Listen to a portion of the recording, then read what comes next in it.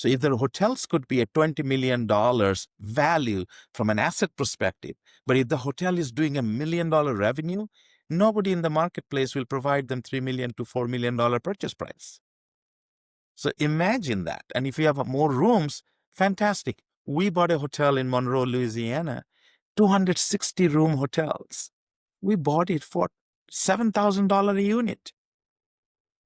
And then we spent another $40,000 in a unit, and we made 187 beautiful apartments. So again, our cost was total less than $10 million, less than $50,000. And that whole building is now valued like $30 million. Welcome to the Real Estate Pros Show, where we interview real estate investing professionals from coast to coast, as well as the service providers that serve the real estate investing industry. Our goal is simple: share what's working now to help you improve and scale your business to the next level and meet the pros that can help you get there. Real Estate Pros is powered by Investor Fuel, America's leader in helping real estate investors and professionals build the business you need to live the life you've always dreamed of. Let's start today's show. Property insurance for real estate investors doesn't have to be difficult, but it does need to be there to protect you when you need it. MyInvestorInsurance.com not only provides insurance at 15 to 30% cheaper than traditional agencies, it's built specifically for real estate investors like you. You can set up an account in about 2 minutes, get quotes on properties, turn on and turn off insurance for your fix and flip or rental properties in around 2 minutes without having to talk to anyone directly, all through our portal. There's no better way or faster way to make sure you've got the coverage you need to protect you, and no more lengthy policies either. Once you're set up, you're billed monthly and prorated by the day for however long your policy is active. It's powered by MSI, the third largest independent MGA, with 1.5 million customers and more than $1 billion in cumulative premiums written. Get set up today in about 2 minutes at myinvestorinsurance.com/fuel. Hey folks, welcome back to the show. Today's guest, Sam Datta in Atlanta, helps the middle class with workforce and affordable housing. Sam, welcome to the show. Thank you very much, Dylan. I appreciate it. It's great to have you on here. I am very interested personally in this segment of real estate when we talk about multifamily and we talk about affordable housing, workforce housing. Before we dive deep into that, I want to ask you, how did you get into real estate in general? Well, absolutely very good question. It's in my blood. My dad has been doing real estate in another country since I remember. He's also a very renowned attorney, but that was his side business. So I saw a little bit. I came in this country when I was 19 and did all my education. In around 1999 or 2000, I joined from an industry to Ernst & Young in the consulting side. And we had a program in Atlanta at that time to go to Habitat for Humanity for voluntary work. And it was a blessing. I went almost 10 to 12 weekends in Atlanta under Jimmy Carter, Habitat for Humanity, to learn the process, what we do in building homes. And that gave me an opening. And since then, I have been very passionate about this. I have corporate jobs, but in the side, I was always doing that. So I would say Habitat for Humanity is the starting point where I am today. Now, when we talk about the multifamily space and getting in on that side, different ballgame than single family. Were you always in this segment, the workforce affordable housing? Did you look at other segments of real estate as well? I always kept it in the housing side of this on the real estate. So not always been in the affordable housing, did a lot of new housing as well. Over the years, I have been working with government quite a lot in my consulting engagements for the last 25 years. And so we have tons of clients from city government, local government, state government. And every time I talk to the mayors and the governors, one of the major things comes out on the top is workforce and affordable housing and their shortage. Today, there are almost 10 million shortage of workforce housing. And then on top of that, probably 15 to 20 million affordable housing shortage. And so I think that also gave me a guideline of where to focus and make some impact Yeah. in this space. When Stop living on an island and join the #1 mastermind in America for professional real estate investors. Investor Fuel is a community of hundreds of the nation's top investors working together to build stronger businesses and better lives. In addition to the amazing community of real estate investors acting as a board of advisors for one another, Investor Fuel members have access to 100% funding on purchase and repairs for our members only, a health insurance program, and benefits and discounts that more than pays for the membership of most of our members, meaning it's actually costing you money to not be a member of Investor Fuel. If you're looking to scale your business and build a business that allows you to live the life of your dreams, please visit investorfuel.com today and book a call with our team. when we talk about the workforce and affordable housing, I became aware recently these terms are not interchangeable, right? So, affordable is a specific designation, and workforce can generally be used to describe, the people that are making the city run, right? That's your teachers, your construction workers, folks who are, I've heard this term, renters by necessity. Is that generally the distinction there between workforce versus affordable? Yes, I think so. And many cities, and I generally, when people call it an affordable, they feel a negative connotation because they think, the people who can't afford it is coming there and government is giving them subsidy. So that's really a lot of the affordable people think about, but it's actually not. On the workforce housing, as you mentioned, Dylan, is very simple, exactly like that. Our workforce people, the people are in the bracket of 30,000 to 60,000 income range, and they are the one getting squeezed because everything has gone up, and from taxes, insurances, cost of everything, but they're not getting any breaks. They work hard, two jobs sometimes, but they can't afford to have a nice home or anything like that. So government give them subsidies, but they work also. So it is mainly focused on those people that they can probably pay 80%, 60%, 90% of the rent, and government will give some subsidy of those if needed based on their income level. But we're trying to help that middle class, that's 60% of America. Now, when we talk about this type of housing, I'm imagining that there's a number of factors that come into play. Of course, you have to identify the deals, but you also have to work with the local government, right? And so this is an aspect that some people may choose to stay away from, or some people may dive heavier into. Uh, I want to touch on affordable housing specifically. Uh, how would this differ from, let's say, a Section 8 in the way that you would be interacting with the local government?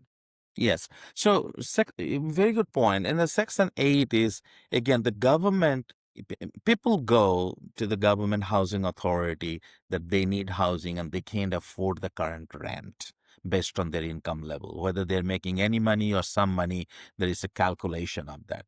And the government lists them and then provide what's available in the marketplace. And then so as an owner, as an affordable housing, so let's say you're an investor or you own that property, you can go and discuss with them and register your property for that Section 8. And there is a process for that. So, good, bad, good thing is there is so much of demand. And if you want to get into the affordable housing, you can still select who is going to come there for sure from background checks and everything. But there is a pool of people that the government will allow. So you have access to those. So that's where the affordable housing and the Section 8 comes in. And that the term means the government provide a significant, the payment. It's most of the time or many times that payment comes many times from the government directly, even Section 8.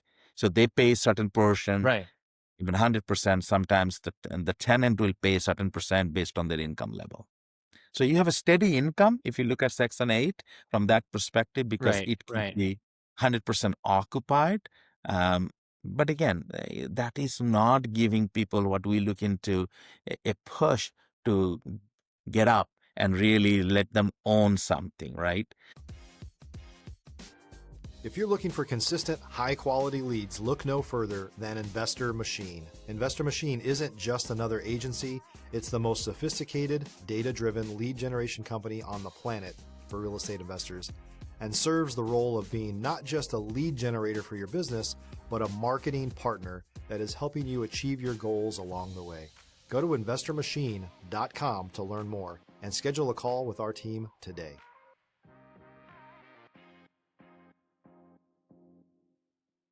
So we started focusing more on workforce housing. We want to give them a break of 10% to 30% on rent and utilities together, what we do. So that way they get a Now, break. Go ahead. now, when we talk about the Atlanta market hmm specifically, I've hmm had quite a number of investors from the Atlanta market. I've also seen that there does seem to be more interest from folks who are getting in the hmm multifamily segment. hmm So Atlanta is a hot market. Is there currently right now that trend to, hey, let's provide more housing for folks in this workforce housing segment, not just from folks who are doing deals at scale, like let's say apartment complexes, hundreds of doors, but also from folks who may be smaller investors looking to provide, that small multifamily housing for folks as well in Atlanta. A- Absolutely, there's a significant difference. I talked to the mayor of Atlanta many times, and you go and tell them, what do you need? And he'll tell you, we need like 40,000 housing.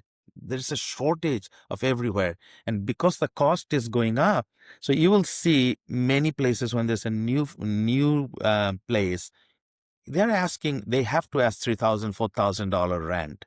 The majority of the people can't even afford to have that. So the demand Right. is in where the affordable side. So there are many ways to look into that. You can find, I think there's an opportunity where the older properties are. There are a lot of hotels that we convert them to apartments. Yes, the size gets smaller, but now it becomes affordable because the cost is way cheaper to build a new one. And you can compress that from a renovation perspective. If you buy an older property and renovate, you can get it done between 1 month to 4 months. Versus if you wanted to start from scratch, from a land development to a new apartment complex, it's going to take you 2 years. And it's going to cost you $300,000, $300,000 to $250,000 per unit to build. What we do when we do housing from, let's say, we buy even old apartment complex and then renovate from a C minus to B plus or A minus. And our cost structure, we keep it between $60,000 to $80,000 per door. So when we do that acquisition and renovation, I can afford to give those units as a lot more better attractive rate in the marketplace, helping the middle class from that perspective. So there is a huge demand for those old schools, the closed down schools. We buy those too. A lot of older properties in high-rise buildings, that even older Hmm. apartments. You can get those, but you need to know how to renovate this properly according to the codes. And if you do well, it's actually a huge benefit from an investor's perspective, and you can make way more money than building something new. I can show you the numbers, and we are doing this in the last 6 years, and we have grown very nicely. And I've investors are heard this from multiple people, actually from a gentleman who was in the senior care facilities, elder care facilities, basically explaining that in multifamily, for you to build new, it's Mhm. so cost prohibitive that especially if you're looking at any type of affordability, it kills the deal. And so, Exactly. you mentioned basically Rehabbing. positioning some of these deals, whether it was a hotel or you mentioned, I believe, school as well, Schools. into some other asset, right? Mhm. Affordable housing, workforce housing. When you're looking at these deals, I'm imagining there's some degree of either distress or urgency on the seller side. for this type of thing to happen. How are you finding these deals? Is this, on market, Crexy, LoopNet, that type of thing? Are you finding these deals off market as well through kind of a network that you have out there? If you're a new or newer real estate investor looking to launch or grow your real estate investing business, please check out Investor Fuel Club. It's a coaching community, but unlike anything you've ever seen before. And you can actually partner with members of our mastermind from coast to coast on deals right in your market. There's no better opportunity to build a consistent business than to literally partner with pros to help you avoid costly mistakes, avoid the need for capital to do deals, and help you eliminate your fears as you're starting your business. Learn more about Investor Fuel Club at investorfuel.com/club. Very good point. You can do both. So Crexy LoopNet also provides those. The hotel markets are really a lot of internal selling. So you got to have a network in the hotels area. Schools, these are not most of the time in Crexy, closed down schools. You got to go to the government, find out to the school department or the mayor's office or zoning office what's available for the city, talking to the counselors. Those people can guide you what's available or not. So government is a very good source from that to understand what's available. Then also off-market deals, looking into hotels or buildings, big buildings, pretty much, abandoned or really high, not really in a good place and it's not kept up well. Go find your broker. They can go talk to them directly, or you can go talk to them directly and find those. So it's a little bit of harder work, but the returns are amazing on these things because your cost structure is way low. Right, right. When we talk about making offers on these deals and the acquisition side of these multifamily deals, there's a lot of different strategies, especially as a realtor that I've seen. Of course, I'm familiar with folks dealing on market, but also I've heard from folks that, especially if you're working investor to investor versus, investor to maybe a retail buyer, they tend to want to work off market or get to know each other in that regard. I'm curious to get your perspective on, what's the best way to go about negotiations. Should folks be using a, experienced commercial broker to handle that, or is it better to reach out to sellers and potential sellers yourself? I think both way it works because you will find a lot of brokers. They're very prudent. They know, and they know the market prices, right? So they will bring that both sides of the coin. Versus if you go there, then you need to have the knowledge about the market, what's going on. So there's a give or take from that. I think you should use more you experience in this. You should use both elements. You should really go out, find those property, talk to the owners because those are not in the market. But you also should use some good experienced brokers. They know the market. They will give you guidelines, what's going on, what the prices should be, because that way, that information will help you to negotiate. Example, when you're buying a hotel in the whole country, other than big cities, the hotels are sold based on revenue multiplier. So if the hotels could be a $20 million value from an asset perspective, but if the hotel is doing $1 million revenue, nobody in the marketplace will provide them $3 million to $4 million purchase price. So imagine that. And if you have more rooms, fantastic. We bought a hotel in Monroe, Louisiana, 260 room hotels. We bought it for $7,000 a unit. And then we spent another $40,000 in a unit, and we made 187 beautiful apartments. So again, our cost was total less than $10 million, less than $50,000. And that whole building is now valued like $30 million. So, and less than 18 months. So you can do that. You have to, the money you make at the time of purchase, that's where you know you got a good deal. And then once you improve it, obviously the rent will create the value for you. It's rent-based value. The loans are better that way. And you can go on and on from how to structure these things later on. Where do you think, Sam, that people might have been making mistakes in purchasing maybe too deep around 2020, 2021? Because there's, of course, some distress in multifamily at large on the operator side in funds and syndications. Were they looking, at the wrong markets? Were they buying too deep? Were they not doing enough evaluation of these properties? Where did so many multifamily buyers go wrong? I think it's the market, as you mentioned. Example, for me, it's very difficult to find good deals in Atlanta because there's so many people who want to buy and the value is so high. You can't make hardly any money. So we focus on what you call a B market. So I got Macon, Georgia, Birmingham, Monroe, Louisiana, New Orleans, Baton Rouge. You look at this market, they have 250,000 to million people. And there's so much demand, and you can find very good deals. Augusta, Georgia, there are like 10 schools are closed down in Augusta, Georgia. So you need to know these things when you talk to them and go to the cities. In Atlanta, even if you have a property, it will be bidded out, and there's so many buyers. So you need to think about going a little bit outside of the big cities. That's where you get the best deals. Now, when you're looking at some of these deals in these secondary markets, Mhm. how much experience would you say is important to have personally, especially for someone who, let's say, they may be coming not from the multifamily space, but from single family? Mhm. Let's to say, because I'm a Texas realtor, let's say they're based out of Dallas, so they may be looking at some markets, let's say an hour outside of Dallas. Do they need to have then boots on the ground over there? Would it be advisable to find those teams first before you start making offers on those deals? How does that team element come into play when you're making these offers?